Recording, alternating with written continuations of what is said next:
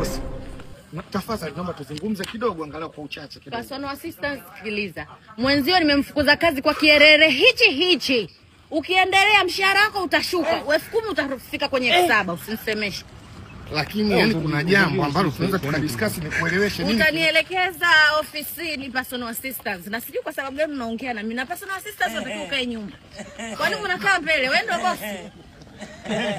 Personal assistants wewe wa kiume vipi? Kaa nyuma, angalia ushogo wangu. Naelewa. Lakini sasa ile kiutu sawa ni bosi, lakini kuna jambo la jamani, nimekuja afadhali. Karibu mama.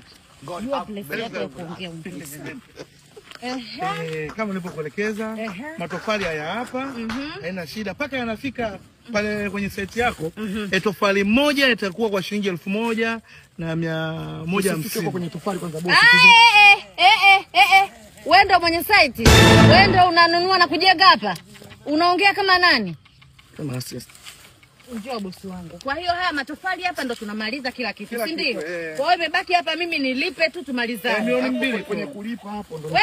Kwenye kulipa wewe ndo unaelipa. Kikoje haka kafupi kama ubani.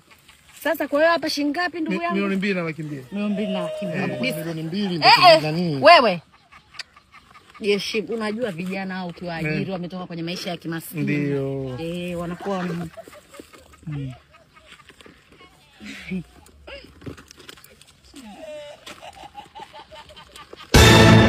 Hiyo haipo hiyo. Hapo ndo tatizo lilipoanzia. Wewe nini? Unataka kusemaje? Hapo hauwezi ukalipa kwa sababu hiyo hela imedondoka tangia kule. Sasa mbona hujasema kama hela imedondoka? Mbona hujasema? Nimesema ulikuwa unanikatisha bosi, nikakwambia pale nitaka nimwambie hela imedondoka. Umeelewa? Nimuulize tuiokote au tuiache. Ukali wake sasa ndio umemponza. Hela iko kule.